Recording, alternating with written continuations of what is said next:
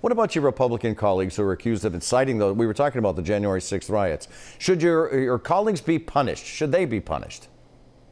Listen, we need a full investigation.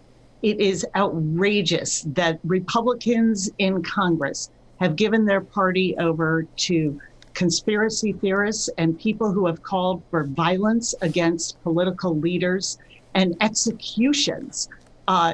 So the fact that we saw the Republican Party put Marjorie Taylor Greene, who has mocked the horrific shootings in Newtown and at Parkland schools, has followed one of those leaders and videoed her, saying that this is, a false flag, that they put her on the education committee is a statement of where the Republicans are in the House at this time.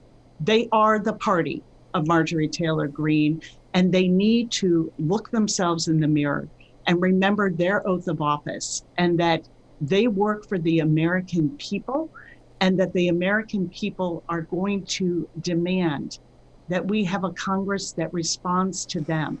There is no place for people who lead with this sort of violent rhetoric in Congress or in our political leaders. But we're going to investigate.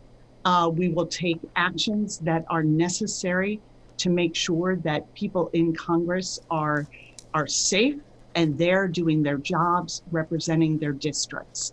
And we can differ on policy, but we cannot be tolerant of calls for violence. I know you're not going to be eager to answer this next question, but I'm going to ask you the question anyway. When Speaker Pelosi retires, and we certainly do not know when that date is, but when she steps away, will you run for Speaker? But I'll tell you this. Those are going to be some tall stilettos to fill when Speaker Pelosi resigns.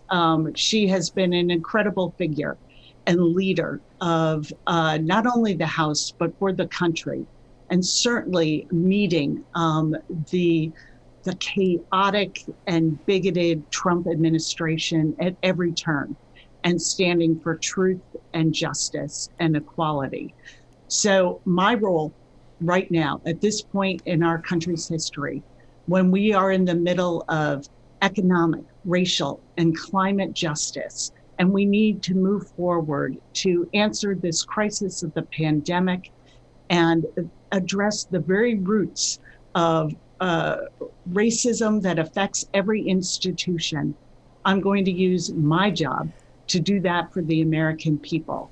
And whatever future leadership positions arise, we'll take care and address that then. Although I do have to say that you do not need stilettos to stand tall. That is true.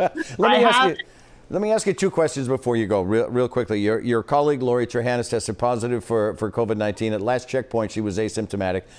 Have you had interactions with her, and therefore are you in the contact tracing loop? And B, have you gotten your shot yet? I have. I am fully vaccinated. Fully vaccinated. And, that is my hope for every single person who lives in Massachusetts, that we can quickly move to making sure that everybody gets that vaccination. And I'm glad that my colleague is doing well and remains asymptomatic. And it really does show that even with the vaccination, we need to continue to invest in testing. That is going to be a critical part of containing this pandemic going forward. Congresswoman, thank you so much for your time. Greatly appreciate it. Thank you. Great to see you. Congresswoman Katherine Clark, our guest.